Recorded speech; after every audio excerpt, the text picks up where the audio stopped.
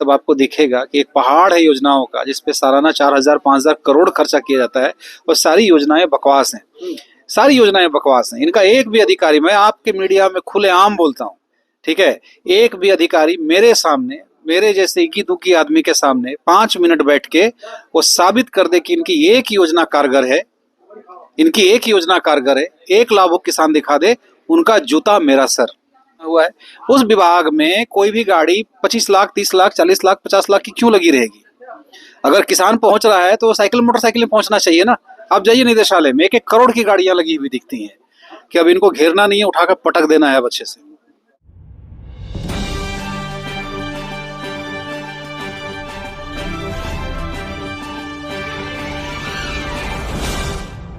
झारखंड के किसान आज भी अपनी समस्याओं से जूझ रहे हैं। धान की सही समय पर खरीदारी ना होना, खाद बीज की किल्लत और आधी अधूरी योजनाएं, इन्हीं मुद्दों को लेकर रांची प्रेस क्लब में झारखंड किसान महासभा ने प्रेस वार्ता की।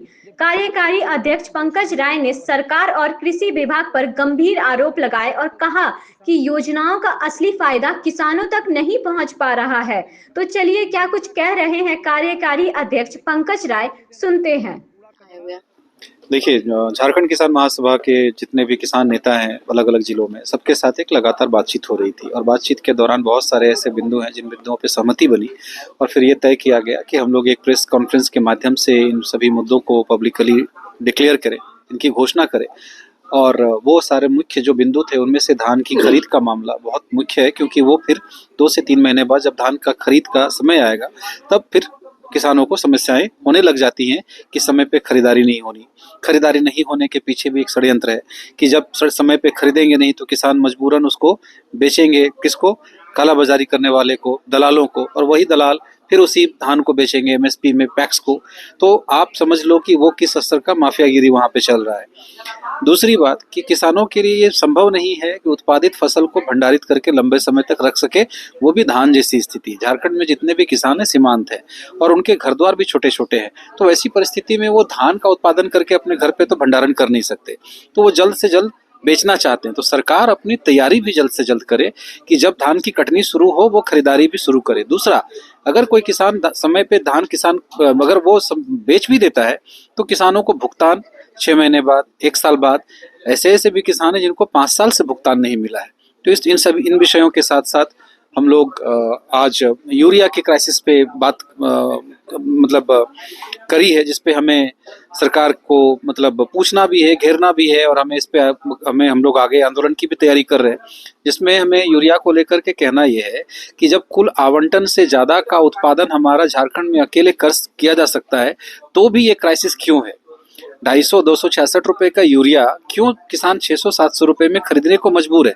तो सरकार का भी कोई पक्ष होगा, उन पक्षों को हमें समझना है, तथ्यों को समझना है, और फिर हम लोग आगे की रूपरेखा बनाएंगे। इसके साथ साथ गैर मजरूआ जमीन को लेकर के हम लोग बहुत संवेदनशील हैं। लगातार किसानों का जमीन अधिग्रहित किया जा रहा है और उन सारे जमीनों के अधिग्रहण के बाद किसानों को 1 रुपए का मुआवजा नहीं दिया जा रहा, जबकि कोर्ट के तरफ से, माननीय उच्च न्यायालय के तरफ से भी स्पष्ट आदेश है कि गैर मजरूआ खास किस्म की जमीन जिसमें किसान 1944 से पहले काबिज हैं बजरिया हुक्मनामा, ठीक है, तो वैसे किसानों को मालिकाना हक बहाल करते हुए उनकी रसीद काट करके मालिकाना हक उनका बहाल किया जाए और उनको एकदम बिल्कुल प्राकृतिक नेचुरल रूप से उनको उसका मालिक घोषित किया जाए, और उसके बाद अगर जमीन का अधिग्रहण होता है तो मुआवजा दिया जाए।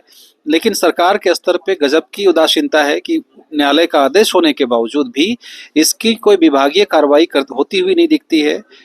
अंचल के स्तर पे इसको लेकर के कहीं पे कुछ होता हुआ नहीं दिखता है। तो हम लोगों ने भी बीड़ा उठाया है कि इस मुद्दे को हम लोग अब जोर शोर से उठाएंगे और सरकार को बाध्य करेंगे कि न्यायालय के आदेश की पारित को जमीन पे क्रियान्वित किया जाए और किसानों को गैर मजरूआ खास किस्म की जमीन पे तकनीकी रूप से में जो उसके मालिक हैं उस पे उनका मालिकाना हक बहाल किया जाए और उनकी रसीद काटी जाए।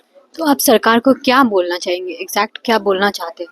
यही सरकार से हमें यही कहना है कि आप जिन समस्याओं पे किसान को घेरे हुए हैं उनको लेकर के आपके पास स्पष्ट आदेश है, आपके पास रोड मैप है नहीं है, इसके बारे में हम सरकार के साथ एक बार वार्ता करना चाहते हैं। अभी जो योजना है सरकार किया जाए, इस पे क्या कहना था? देखिए, पर्टिकुलरली सोलर पे अगर बात करें, जो कि कुसुम योजना के तहत किसानों पे वितरित किया जा रहा है, तो कुसुम योजना में बहुत सारी अनियमितताएं हैं, लेकिन फिर भी मैं बोलूंगा कि कुसुम योजना एक ऐसी योजना है जिस योजना के तहत किसानों में सोलर पंप दिया जा रहा है। और ये भी तथ्य सही है कि किसानों से ज़्यादा इसका लाभ जो ठेकेदार, ईंट भट्ठे वाले हैं या और जो हैं, वो इसका फ़ायदा ज़्यादा उठा रहे हैं। लेकिन एक नज़र जब बाकी की योजनाओं पे भी आप डालेंगे, तब आपको दिखेगा कि एक पहाड़ है योजनाओं का, जिस पे सालाना 4,000-5,000 करोड़ खर्चा किया जाता है, और सारी योजनाएं बकवास हैं। सारी योजनाएं बकवास हैं। इनका एक भी अधिकारी, मैं आपके मीडिया में खुलेआम बोलता हूँ, ठीक है, एक भी अधिकारी मेरे सामने, मेरे जैसे इक्की दुक्की आदमी के सामने 5 मिनट बैठ के वो साबित कर दे कि इनकी एक योजना कारगर है, इनकी एक योजना कारगर है, एक लाभुक किसान दिखा दे, उनका जूता मेरा सर। नहीं है। योजनाएं प्राइवेट कंपनी के कार्यालय में बनती हैं। योजनाओं को किस रूप से बनाया जाए, कैसे पूरे बजट को इसमें हड़प लिया जाए, इसकी योजना मतलब ठेकेदार और दलालों के कार्यालयों में बनती है। अधिकारी इसमें माला माल हो रहे हैं। कौन सा अधिकारी है आज के डेट में कृषि विभाग में निदेशालय स्तर पे जो 100-100 करोड़ का आदमी नहीं है, 50-50 करोड़ का आदमी नहीं है? आप एक बात बताइए ना, आप निदेशालय जाइए, निदेशालय कृषि विभाग किसानों के लिए विभाग बना हुआ है। उस विभाग में कोई भी गाड़ी 25 लाख, 30 लाख, 40 लाख, 50 लाख की क्यों लगी रहेगी? अगर किसान पहुंच रहा है तो वो साइकिल मोटरसाइकिल में पहुंचना चाहिए ना। आप जाइए निदेशालय में, 1-1 करोड़ की गाड़ियां लगी हुई दिखती हैं। तो ये तो साफ साफ दिखता है। हाँ, अभी तक किसान कुछ बोल नहीं रहे थे, हालांकि हमने पूर्व में भी सरकार को, विभाग को घेरा है और हल्की सी हमने करवट ली है, इनको छठी का दूध याद दिलाया है। तो हमें लगा था कि शायद ये बाज आ जाएंगे, शायद इनको लगेगा कि नहीं भाई, किसान सजग हैं और हम लोग पुनः अपनी खेती बाड़ी और बाकी के कार्यों में लगे हुए थे। लेकिन फिर से जिस तरीके की दिशाहीनता और मनमानी दिख रही है कि अब इनको घेरना नहीं है, उठाकर पटक देना है अब अच्छे से। देखिए, नॉर्मली क्या है ना कि सामाजिक एक परसेप्शन बना हुआ है, नजरिया बना हुआ है कि किसान या तो रोते गाते आत्महत्या करते हुए नजर आएंगे और या फिर सड़क जाम करते हुए नजर आएंगे। अब आप लोगों को, आपको मतलब समाज को भी अपनी धारणा बदलनी होगी। अब जो किसान आ रहे हैं वो किसान भी कहीं ना कहीं पढ़े लिखे हुए हैं। आज 20 साल से सर्व शिक्षा अभियान संचालित है, 25 साल से। तो मूर्ख बच्चा तो कहीं मिलने से रहा, जो भी होगा वो पढ़ा लिखा ही मिलेगा।